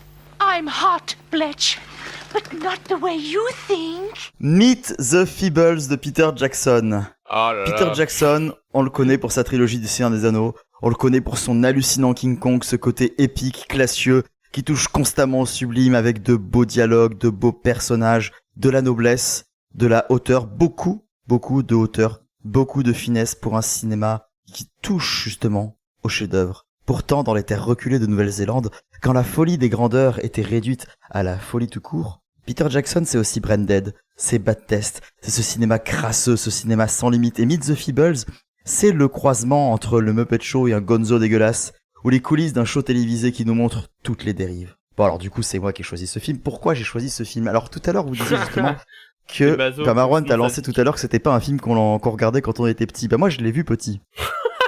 Oh, ça explique beaucoup de choses. Et je me suis rappelé d'un truc, c'est que le traumatisme qu'il m'a causé quand j'étais petit, je pouvais tout à fait vous le causer à votre âge. Ses parents n'ont plus acheté de doudou après, hein, faut le savoir. Hein.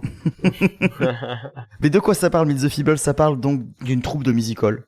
Les Feebles, c'est très calqué sur le Muppet Show, qui est dans une dernière journée de répétition, avant une représentation. Donc du coup, c'est filmé par une chaîne de télévision, donc on va nous montrer les coulisses de la chaîne, on va nous montrer les coulisses de cette troupe de répétition, et surtout, on va nous montrer que dans le show business et dans les petites troupes, en réalité, les gens, ils sont pas gentils. Il y a de l'adultère, il y a de la cam, il y a des paparazzis, enfin il y a un paparazzi, il y a des vilaines MST, il y a des gens qui règlent leur compte, il y a des gens qui chopent des maladies dégueulasses et qui savent pas trop comment en parler, il y a de d'absolument tout. C'est dégueulasse les Feebles, non?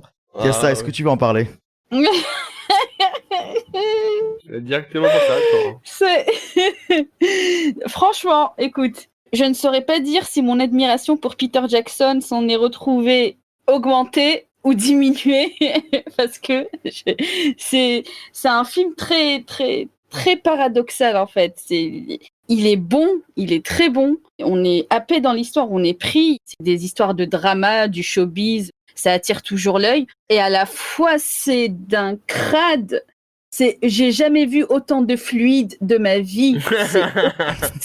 Mais ça gicle de partout. C'est incroyable. Les personnages, tous les personnages, même ceux qui sont potentiellement plus ou moins gentils, entre guillemets, ont des défauts aussi qui sont extrêmement prononcés. Il y en a pour tous les goûts, pour toutes les dérives. C'est fou, quoi. Et j'arrêtais pas de m'indigner comme une midinette.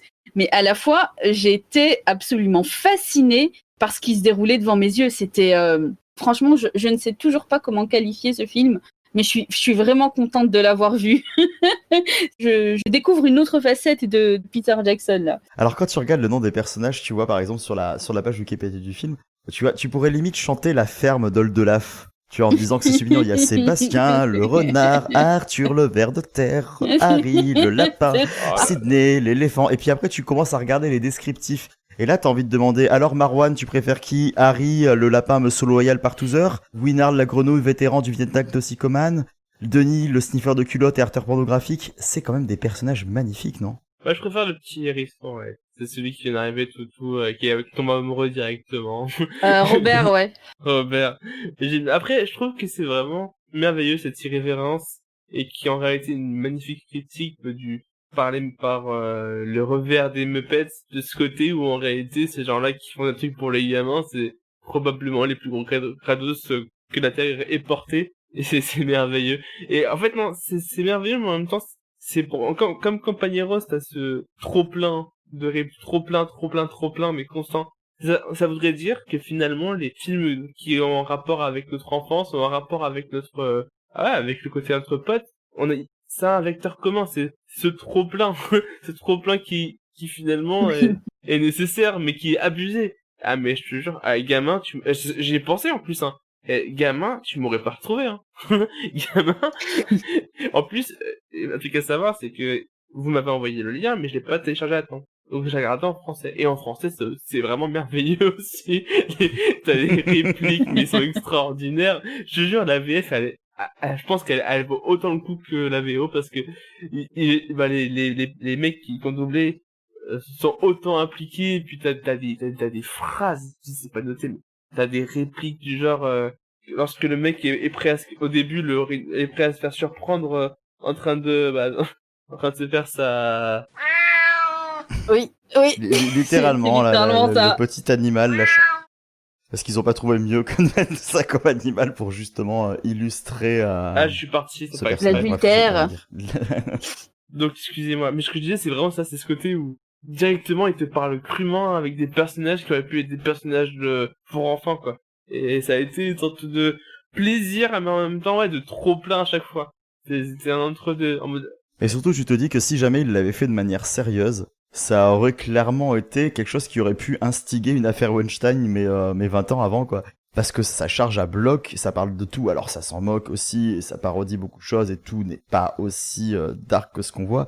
Mais il y a quand même un côté, justement, reflet d'une société qui est quand même assez dégueulasse, et qu'on retrouve même aujourd'hui dans beaucoup de choses qui veulent dénoncer tout ça. Totalement ça. Ça fait déjà très années 90 avant l'heure, quoi, en fait. Dans l'idée, ce que ça dénonce, que les années 80, c'était encore les années un peu merveilleux, avec des films comme Princess Bride, et les années 90 beaucoup plus sombres. Et là, on est en 89, et ça annonce presque déjà tout ce qu'on va voir après, avec des films, l'émergence de cinéastes comme Tarantino, etc., qui sont exactement dans cette veine-là, quoi. Des mecs qui en font beaucoup, qui partent en freestyle, et ça regorge de trash, de gore, de liquide, de fluide, de ce que tu veux. Et c'est cool.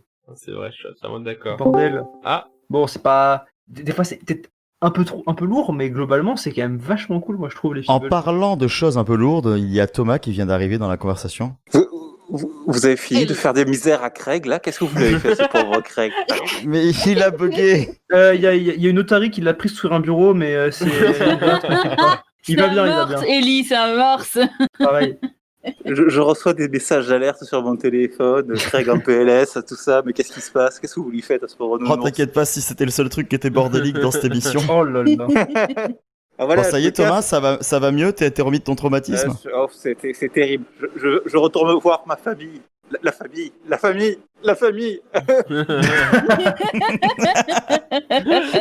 Ressource-toi, Ouais, reviens-nous ouais. fort. Bon, attention, je surveille de très loin. Je ne suis jamais très loin. J'ai mon On est à téléphone 4 heures d'épisode, Thomas. Tout va bien. T'inquiète pas. Bon, mais c'est bien, Thierry, tu vas te former au montage cette semaine. Je suis à 36 recos. Hein. Ah, ça va. Petite forme cette semaine. Ouais, un peu fatigué. Tu te gardes pour Carlotta. Et voilà, exactement. C'était donc bien Bloodshot, le traumatisme de Thomas. Vous voyez, on avait raison du coup maintenant, ça y est. Il m'a déjà envoyé 60 photos de bouteilles de Corona différentes pendant l'émission. C'est impossible, qu'est-ce qu'on va même faire? rasé J'en ai les cheveux. écouté une au citron, là, c'est pas mal. C'est sympa. Oui, et d'ailleurs, je descends chez moi en voiture tunée aussi. Voilà. Ah oui, attends, si t'as pas des petits néons... C'est ça. Et avec des fumigènes rouges, évidemment, en hommage à Bloodshot. Ah putain, ça va finir en drift, ça. Voilà. Et les yeux fermés, en hommage à Riddick. Voilà, c'est... Cet épisode ne va ressembler à rien. En plus, le moment où t'es arrivé est tellement idyllique. Et en plus, je vais faire une escale au Cap d'Agde pour faire un hommage à Triple X. Voilà. Ah bah tiens, d'ailleurs, en parlant du Cap d'Agde, Thomas, sache que nous parlons actuellement justement de Lucille Lacaniche qui aime bien aller au Cap d'Agde elle aussi. Ah oui. Très bien. C'est forcément quelqu'un de très bien alors. Ah bah, si tu savais. Et on l'embrasse. Je suis pas sûr que j'ai envie d'embrasser Lucille Lacaniche vu tout ce qu'on a vu dans ce film. Je vous laisse à vos bêtises. Oui, Tu le découvriras bien assez tôt. Voilà, s'il y a trop de bêtises, Thierry, tu te démerdes, tu montes un truc propre, hein, voilà. Non, t'inquiète pas, tu vas recevoir ça. Le chaos. Allez. Le chaos. Allez, bisous. Bonne fin d'émission. Ciao. À la prochaine. Ah mais merde, du coup mon accent du sud, tout le monde a capté que c'était pas Thomas. Ah là, terrible. La supercherie qui prend là. Alors que je m'apprêtais à faire le cigale pour rentrer dans le rôle. Ah bah non, mais je sais juste faire les mouettes, c'est vrai. Bref. Bordel. On était en train de parler du coup de Meet the Feebles, et Meet the Feebles, ce qui est assez intéressant, c'est qu'il a quand même une vie assez étrange, et pour la petite anecdote, qui nous a bien fait rire quand on en a discuté entre nous, c'est que moi du coup je possède une copie du film que j'ai acheté aux États-Unis, que je me suis fait importer, qui m'a coûté la peau de certains organes génitaux que nous ne citerons pas parce que on est quand même très poli, on ne regarde pas des films vulgaires ici. Tout à fait. Et plus les frais de port qui coûtaient quasiment le même prix, donc une bonne petite triple journée de travail à peu près en termes de tarifs, pour finalement me retrouver avec une version dégueulasse, et que Yassa nous avoue que la seule version considérée comme bonne à ce jour est une version faite par un fan allemand. Ouais. Voilà, donc les versions remasterisées de ces films ne sont même pas faites par Peter Jackson lui-même, mais par des fans allemands. Quand j'ai lancé le film, j'avais un doublage allemand, et je te cache pas que c'était très particulier, mais presque aussi cool que la version originale. Mais carrément. C'est pour ça qu'il faut... Bon alors, du coup on a perdu le fil, il faut qu'on reparte. Ouais, il se passait beaucoup de Ellie, t'as pas dit grand chose sur le film pour l'instant. Non, en vrai, moi, du coup, je connaissais le film de nom depuis un petit moment quand même, et puis c'est un film qui est pas forcément... qui est pas facile à voir, on va dire, il est pas très très accessible, comme tu disais, il y a des problèmes avec les éditions, en France, c'est quasi un cauchemar pour l'avoir. On est obligé de passer par des voies un peu plus obscures, malheureusement. Mais du coup, j'avais jamais pris le temps de le regarder, et ça m'a pas déçu de ce que je m'étais imaginé que ça serait, en fait. C'est très complètement barré, c'est une orgie constante pendant 1h30, ça ne s'arrête jamais. C'est complètement, mais vraiment, mais je sais même pas ce qu'avait Peter Jackson il avait pris comme substance avant de faire ce truc, mais il était complètement en roue libre, hein. Ça se voit. Mais non, c'est super intéressant, parce qu'au final, ça casse un peu l'image du show business, du coup, que les Muppets avaient à l'époque, comme tu disais en introduction. Ça reprend complètement... Ah non, ça casse peut-être l'image des Muppets, mais ça renforce l'image du showbiz qu'on se fait, quoi. Oui, mais ça casse le glamour, quoi. C'est le glamour qui entoure le show business, parce que là, en fait, au final, on voit aucunement du glamour. Le show, il dure littéralement 4 minutes, je crois, à la fin. Alors 5 minutes. mais il comporte la meilleure musique de l'histoire de l'humanité, il faut le savoir. Elle ne concerne absolument pas une pratique sexuelle. Elle concerne 3 notes de musique qui sont mi, do et sol, et pas forcément dans cet ordre. Exactement. Et c'est très très poétique, très fleuri. Et non, et voilà, j'ai passé un plutôt bon moment, je dois le dire. C'est très très appréciable. Surtout, moi j'aime bien ce genre de délire là de base. Donc quand on me donne ça version fois 1000 avec genre de l'humour très très cynique, très très noir, où le 3/4 des personnages passent plus de temps à parler de viol, d'argent, mais sale et tout ça. Je sais pas, ça me fait marrer. Bon, après, des trucs, je trouve, des fois, c'est peut-être un peu too much, et voilà, mais globalement, ça se tient plutôt bien, et même la mise en scène est plutôt enfin, c'est plutôt intéressant. Peter Jackson, il s'amuse vraiment avec ces petites marionnettes, qui sont d'ailleurs très bien faites, faut le dire. En fait, on sent que c'est un film fait avec du plaisir, genre de l'envie à la fois de parler de quelque chose qui tient à cœur, et en même temps de s'éclater avec tout ce qu'il a à sa disposition. C'est un joyeux bordel d'1h30, et moi, je dis oui tous les jours, en fait. Pour ça. Mais quand même Ellie, tu parlais de too much, et je pense que c'est constamment dans la surenchère, mais c'est tellement énorme. Toutes les dérives, tous les travers humains qu'on pouvait réunir sont réunis dans ce film, et en fait, ça maintient une cohérence dans le comportement des personnages, qui sont zoomorphiques du coup. Ouais, mais complètement. Ça augmente, mais pour moi, en fait, ça a jamais fait too much, parce que ça faisait sens à... C'est dans l'humour, le fait que des fois, ça allait tellement loin que ça me faisait même plus spécialement rire, tu vois. C'est juste... c'est de la surenchère qui, des fois... parfois c'est graveleux, hein. Ah oui, très bien graveleux, sûr. Après, et voilà, t'as pas envie de rire, quoi. T'as pas envie de rire tellement c'est glauque. Bien sûr, mais même des fois certaines blagues, je me faisais pas rire parce que ça rentrait, c'était presque trop gratuit ce qu'il voulait raconter. Mais après, dans l'ensemble, j'étais vraiment hilar quasi du début à la fin. Enfin, franchement, juste de voir 2 marionnettes en train de se... Voilà, pas envie de... Je sais pas comment finir cette phrase parce que ça va forcément être vulgaire. Mais en train de se faire des jolis câlins sur une belle musique de fond. Ça touche mon petit cœur. C'est très très beau. C'est voilà, des histoires d'amour comme on rêverait d'en vivre plusieurs dans une vie. Comment dire, voilà, j'ai envie d'acheter des doudous maintenant. Ça me rassure pas, ça. Non, mais c'est un film qu'on regarde avec un petit chocolat chaud, des peluches, en se tenant Un plaid par la main, et un plaid, et en se faisant des gros bisous à chaque fois qu'on voit une scène d'amour, parce qu'elles sont magnifiques. Et il y a des gens qui s'aiment dans ce film. Il y a quand même des gens qui ressentent du plaisir, qui vont au fond de leurs émotions. Je veux dire, il y a quand même Harry le lapin qui justement paye son parcours de partouzeur en chopant une énorme MST qui le rend mais pustuleux, dégueulasse. Et du coup, à partir de là, on voit quand même du coup la manière dont le showbiz va essayer de l'évincer, parce qu'on peut plus montrer ce mec-là, c'est dégueulasse, c'est lui qui veut avoir son chant du cygne une dernière fois sur scène. Non, il y a des passages touchants quand même au final. Ah non, mais c'est super, c'est ça qui est intéressant, c'est que vraiment il arrive à vraiment créer un univers, mais qui est super complet. Il arrive à se passer vraiment plein de choses, et tout tient plutôt debout, je trouve. Et en fait, c'est un film que je pense, c'est vraiment un film où ça passe sa casse, et soit on arrive à rentrer dans l'humour qui est assez radical, et du coup si c'est un truc qui touche, ça passe tout seul globalement, et on apprécie autant la forme de l'humour que le fond, qui est quand même assez intéressant, avec toutes ces espèces de critiques, ce que ça raconte sur le show business, etc. Et voilà, il y a des belles histoires d'amour comme on les a citées. Et à côté, par contre, si on a du mal si on n'est pas très très humour noir, graveleux, tout ça, je pense que c'est un calvaire. Mais alors un calvaire, mais d'une force. Je pense que la passion de Jésus à côté, mais c'est une promenade de santé. C'est au bord de la Méditerranée un 15 août, tu vois, c'est terrible. Mais je trouve quand même que malgré tous leurs défauts, les personnages restent attachants, parce que on sent qu'il y a une motivation, tu vois, ils sont tous motivés par l'amour de quelque chose, en fait. Il y a l'amour de l'argent, l'amour du pouvoir, l'amour de la reconnaissance sur scène, l'amour des culottes, l'amour des commérages, vous voyez.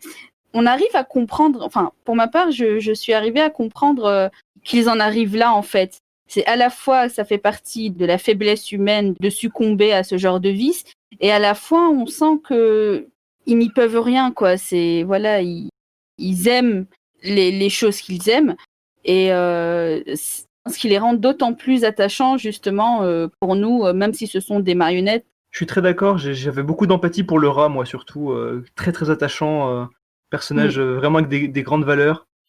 Il y a un amour profond pour le sexe et le sadomasochisme, qui voilà, beaucoup d'empathie, on s'y retrouve beaucoup, je pense. Si on enchaîne les arguments réels avec les arguments cyniques, on va pas y arriver. Bon, vous l'aurez compris, Meet the Feebles, c'est de la cam. Alors si vous avez jamais pris de drogue de votre vie, prenez-en peut-être avant. Parce que quoi qu'il arrive, vous aurez une sacrée impression. Eh ben, on va se laisser là-dessus. C'est plutôt sympa. Alors, on va faire des recos, mais on va les faire très rapidement. Parce que là, vu qu'on a quand même une pause, on doit être à peu près à 1h20 en réalité. Surtout avec quand ça va couper au niveau du montage. Donc, on peut se permettre de faire ça, mais on va les faire vraiment en 10 minutes top chrono. Vous connaissez le principe. Comme toujours, 2 recos. Alors, pas une sur la plateforme, pas une hors, mais 2 recos max. On est bref, on y va. On va commencer par celui qui fera les recos longs. Comme ça, après les autres, ils sauront qu'il faut les faire courtes. Ellie, c'est parti. Alors, tu me prends un peu de cours. Du coup, je pense que je vais regarder à nouveau. Enfin, j'en ai déjà parlé plusieurs fois ici. Je vais recommander un film de ce cher Jacques Rivette. Car, ah bah tiens donc. J'en ai découvert à nouveau et il fallait que j'en parle absolument. Est-ce que ce film est aussi apprécié par José, tu le sais? Bonne question. Je sais pas qui c'est qui José. Mais José Ellie, c'est l'alter ego portugais de tu suis pas Marwan, hein, c'est pas possible. Mais j'ai regardé Jeanne la Pucelle, qui est un diptyque de Jacques Rivette qui dure 5h30 en tout et qui traite donc de la vie de Jeanne d'Arc, vous vous en doutez, qui est interprétée ici par Sandrine Bonner et c'est très très très très fort ce que fait ce bon petit Jacques là, parce qu'en gros, au lieu de faire comme tout le monde à filmer d'abord le côté voile, le mysticisme de son histoire, puis les grandes batailles, puis le procès, en fait lui il parle un peu de ça, mais il parle surtout du reste, de la vie quotidienne de Jeanne. Il humanise complètement son personnage et il casse toute cette image de sainteté qu'on peut avoir, et du coup on voit Jeanne rire, douter, pleurer, souffrir, même être méchante, condescendante des fois, et du coup c'est très très intéressant et c'est terriblement puissant. Et dans la partie 2, qui est encore mieux que la première, il y a une scène du sacre du roi de France qui est un des trucs les plus beaux que j'ai vu de toute mon existence, et que vraiment j'ai eu des frissons pendant un quart d'heure, c'est absolument fou. Et vu qu'il y a 2 films dans Jeanne, je vais me contenter de ça cette semaine. Voilà, je vous conseille de regarder ça. Et c'est un bon film pour découvrir Rivette, même si c'est un peu long. Parce que c'est assez simple narrativement, alors que des fois il part en couille. Mais là, c'est très très épuré, très très beau. Jeanne la Pucelle. Il y a ça? J'aurais une seule reco pour cette semaine. C'est une série, Misfits, donc série britannique. Ouais. J'adore, je sais pas ce que c'est. C'est l'histoire de jeunes petits délinquants qui se retrouvent à faire des travaux d'intérêt général, je sais pas. Et en gros, en fait, il y a un gros orage qui s'amène, la foudre tombe et ils se retrouvent avec des super pouvoirs. Et en fait, ils vont pas faire usage de ces super pouvoirs pour sauver la veuve et l'orphelin, ils vont juste les utiliser comme des jeunes qui se retrouvent avec des super pouvoirs. Ils vont en user, en abuser. Ils vont se retrouver dans des situations assez compliquées, à cause de leur pouvoir, et ils s'en sortiront aussi grâce à leur pouvoir. Il y a 5 saisons, si je me trompe pas. La qualité diminue un petit peu à partir de la 3e saison, mais si vous ne deviez voir qu'au moins la première saison, elle est absolument géniale. C'est vrai que c'est une pépite. Même si moi j'aime beaucoup le personnage qui remplace le personnage principal de la première saison, dans la saison 3. J'ai plus du tout les noms, hein, oui. Mais j'adore ce personnage-là. Voilà. Marwan, du coup, toi qui adores Misfits, est-ce que tu as des recos? Alors, je vais recommander Headhunter, c'est le mec qui a oublié qu'il a enregistré un truc. Non, plus sérieusement. Alors, j'ai fait un podcast un jour qui a aucun rapport, c'était sur ça. C'est ça. Non, plus sérieusement, j'ai découvert, je l'ai pas encore terminé, un documentaire assez effroyable, comme si j'allais faire sur Netflix. C'est Jeffrey Epstein, pouvoir, argent et perversion. Et c'est un documentaire qui est assez passionnant parce que je ne connaissais pas du tout le personnage, je savais juste les principaux actes odieux qu'il a commis, mais sans savoir d'où il venait, et puis comment il a construit cet empire de pédocriminalité. Et c'est vraiment, je trouve ça vraiment bien fait, comme d'habitude. C'est comme celui qui parlait de Luca Magnotta. Je trouve vraiment que Netflix a au moins une qualité, c'est de faire des documentaires intéressants. Ensuite, c'est la découverte d'un film que j'ai vu que récemment, enfin 2 films plutôt. C'est que ces derniers temps, j'ai eu un gros coup de cœur pour revoir les films de Bong Joon-ho. Et c'est les 2 films que j'ai découverts parce que je les avais pas vus. C'est Snowpiercer et Okja. Et c'est des films qui sont assez impressionnants. J'ai une préférence pour Snowpiercer qui, étrangement, m'a pas mal bouleversé à la fin. Pas dans le narration en tant que telle, mais dans le traitement de l'humanité. j'étais pas bien juste après. J'avais l'impression qu'en gros, on n'était pas trop loin de ça. Et puis, Okja, c'est également, je trouve, quelque chose de bien, même si j'ai cette impression qu'il a du mal je trouve qu'il a moins de talent dans Okja à manier les genres, à les mélanger. On sent que, parfois, mais même si ça reste un très bon film, j'ai l'impression qu'il n'a pas raté de film, ce mec. C'est impressionnant. Voilà, voici mes recommandations. Et toi, Thierry, c'est quoi tes recommandations? Je vais te rejoindre parce que j'imagine que de toute façon on est beaucoup à avoir vu ces deux films de Bong Joon-ho. Marwan, je suis effaré du fait que t'aies pas vu Snowpiercer plus tôt, mais en même temps c'est pas grave parce que bordel, tu viens de découvrir Snowpiercer, t'as tellement de chance. J'aimerais tellement oublier ce film tous les jours pour le revoir tous les jours, quoi. C'est impressionnant. C'est la grosse folie. En plus, c'est une fois de plus un film où il fait, c'est le premier film où il fait quelque chose d'international avec un casting mais dantesque. Et où malgré tout, à partir du moment où il y a Song Kang-ho à l'écran, on n'en a plus rien à branler des autres. Une fois de plus, Song Kang-ho est le meilleur acteur de la Terre, c'est tout. Et Okja, ouais, c'est mineur, mais c'est quand même vachement bien, putain. Vraiment Bong Joon-ho incroyable. Et puis mineur, ça veut rien dire, de toute façon, ça n'existe pas. Alors moi, mes recos, deux petites choses, donc on va pareil aller assez vite. Je sais qu'il y en a qui ont été vus, je sais qu'il y en a un qui va réagir sur la première, c'est Le jour se lève de Marcel Carné. Oui, putain. Ah, voilà, tu vois, je savais que t'allais réagir. Cinéma français d'avant Seconde Guerre mondiale, incroyable. 1939, ouais, c'est ça. On est dans le cinéma d'avant-garde, d'avant-guerre. Et on sait que tu vois quand même qu'il y a une espèce d'ambiance mortuaire. Hein. On sent qu'on est en train de sombrer. On sent qu'on ne s'est pas encore remis aussi de la guerre précédente. C'est assez fort. Et en gros, on va suivre donc un personnage qui est joué par Jean Gabin, François, qui va tuer quelqu'un dans une chambre. Alors on sait pas vraiment si c'est un hôtel au début, si c'est un appartement. En tout cas, on entend des coups de feu, on sait qu'il l'a tué. Il hurle d'ailleurs qu'il l'a tué, il s'enferme dans la chambre, les gens lui demandent de sortir, on est en train de prendre l'immeuble d'assaut. Et François, qui est complètement effaré par ce qui vient de se passer, s'assoit et réfléchit à qu'est-ce qui a bien pu le mener là. Et donc on est sur un film qui est entièrement construit sur un flashback en 1939. Et ce qui est assez dingue parce que, alors, je me trompe peut-être, et peut-être que le procédé a déjà été balbutié avant, mais c'est la première fois qu'un film entier est en tout cas construit sur ce principe. T'as le roman d'un tricheur de Sacha Guitry qui fait le même principe. C'est cette idée en voix off de raconter son histoire. Comme quoi, je dis définitivement des conneries. Ouais, mais après c'est vraiment un des premiers et ça montre, ça fait relativiser le fait que parce que tout le monde disait que Citizen Kane est le premier à faire ça alors que non. Et je pense même qu'il y a des films encore avant ça, même en époque du muet qui déjà usait de cet artifice-là. Enfin, les flashbacks doivent déjà exister avant ça. Sûrement. Oui. Ouais. Enfin, en tout cas. Mais c'est fou quand même comme procédé et c'est dommage de dire que c'est Citizen Kane qui l'a trouvé ou qui l'a utilisé en premier, quoi.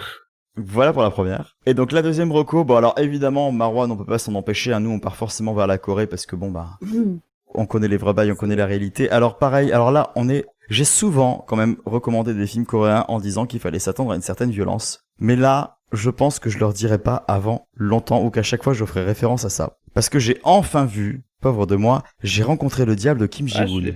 Alors je sais pas qui l'a vu parmi vous. Non. Yassa ne le regarde pas. Si moi j'ai vu. On en a parlé en plus. Ellie, on est d'accord, faut pas qu'il y a ça le voit. Hein. Ah ouais. Yassa, t'as trouvé violent? Violent, non, pas violent. Effroyable, oui, mais pas violent. Alors, en tout cas, si tu l'as trouvé effroyable, dis-toi que Choi Min-sik, qui joue ce cher Oda Dae-se, est définitivement habitué à jouer des tarés.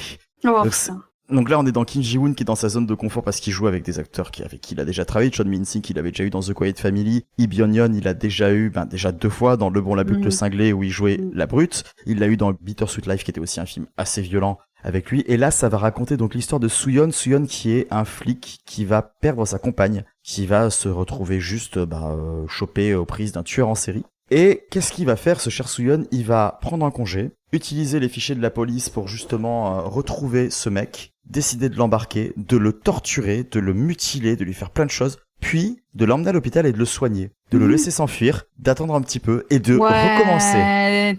Tellement tordu, putain. Et en gros, le gars, va lui faire subir toute sa vengeance et jusqu'à devenir, au final, on sait pas qui a rencontré le diable. Est-ce que c'est ce pauvre Soo-yeon qui se retrouve face à un serial killer qui est quand même complètement barré et qui va aussi rentrer dans cette espèce de jeu de chat et la souris, ou est-ce que c'est pas lui, est-ce que c'est pas le serial killer qui, après avoir tué la personne de trop, se retrouve face à ce mec qui est le diable en personne? C'est d'une violence effroyable, c'est extrêmement graphique. Il y a les passages de mutilation et de torture sont montrés en gros plan et sans aucune hésitation. Kim Ji-woo, il y en a plein qui disent qu'il a une facilité à faire de la violence, mais je pense que là, on a atteint une certaine apogée dans le cynisme et dans la violence, quoi. Voilà. Un petit peu.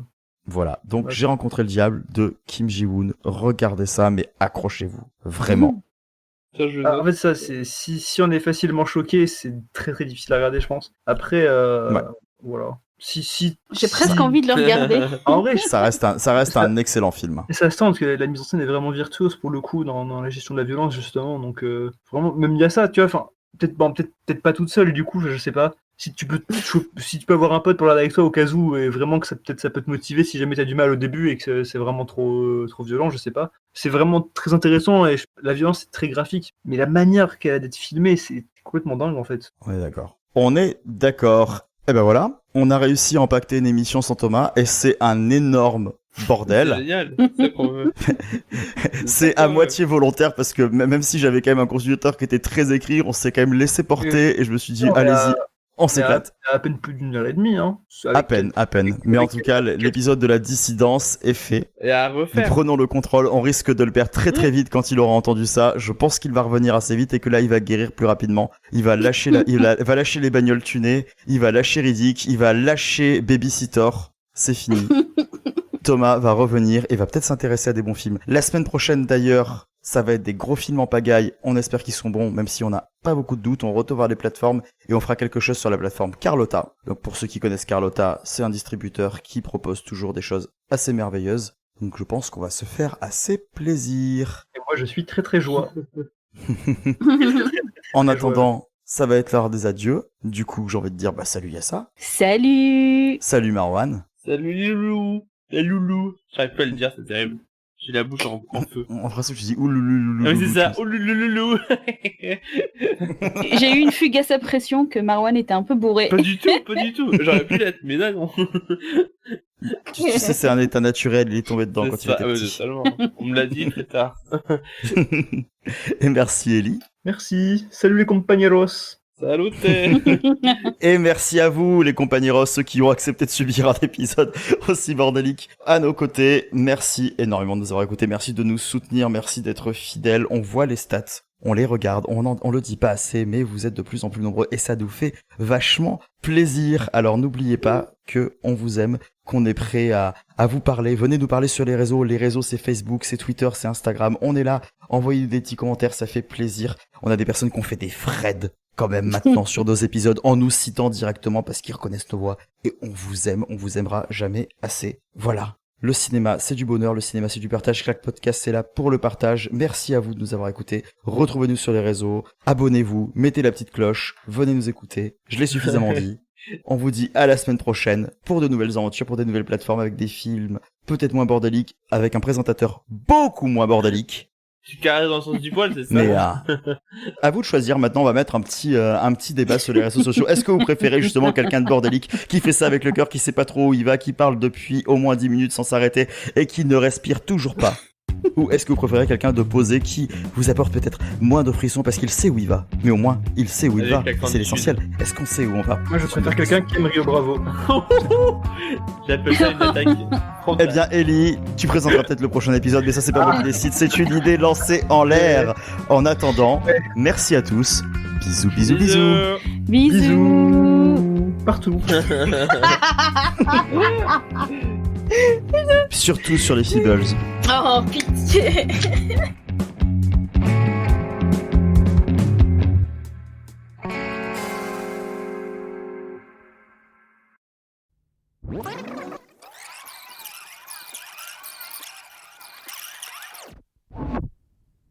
Alors donc note pour Thomas pour le montage, c'est là que tu mets la bande-annonce de la double vie de Véronique, après avoir coupé toutes ces horreurs. Oh mon dieu, très bien. Le montage il va s'ouvrir les veines, hein. Ah, grave. La double vie de Véronique de Krzysztof On va le refaire. Kieslowski. Kieslowski ou Kieslowski? Kieslowski, ça suffira, hein. Allez, c'est parti. La double vie de Véronique de Krzysztof Kieslowski. Qui doivent ramener un leader politique pacifiste pour s'en mettre plein les fouilles. Malheureusement, entre une bande d'Américains véreux guidés par ce bon vieux Jacques Palance, l'armée qui cherche à menotter nos 2 hommes et les fidèles du gourou à extirper ça veut rien dire. Alors je tiens à préciser que le résumé a été écrit par Ellie Par moi, en 5 et qui minutes. nous a fait une belle faute de grammaire. Qu'est-ce que j'ai fait? J'ai peut-être oublié une virgule, non? Bah, et les fidèles du gourou à extirper qui font pression. Ah oui, non, si, ouais, mais c'est mal écrit. Oh, quand même, Ouais. c'est maladroit. Ouais, je t'ai dit, j'ai fait ça. Mais tu m'as demandé ça à l'arrache. Genre, il faut que tu écrives un résumé.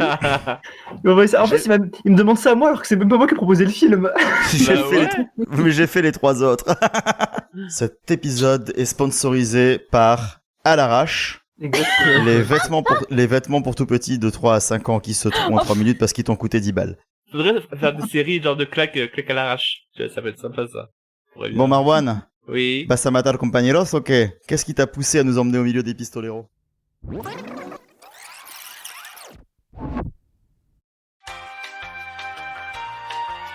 Alors, je tiens juste à préciser parce que avant qu'on commence, tu disais que justement Corbucci était un oublié et que du coup c'est assez triste. Je tiens quand même à préciser que ce mec a réalisé 64 films. Ouais. Donc au bout d'un moment, c'est quand même triste qu'on ne le cite pas. Après, il est pas, enfin, comme un immense réalisateur. Je pense que c'est pas le plus oublié des réalisateurs de western spaghetti, mais il était quand même c'est le deuxième plus connu peut-être après Léon. Vu que Léon est tellement connu qu'il couvre tout le monde, je pense aussi.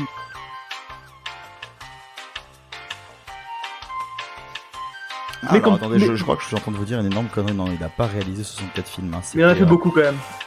Bravo cette page horrible qui dit des bêtises. Non mais j'ai regardé sa filmo hier quand j'ai fini le film et j'ai fait ah oui quand même. Ah là je vois 26, 26 c'est quand même pas dégueu. Hein. Ah mais c'est beaucoup hein.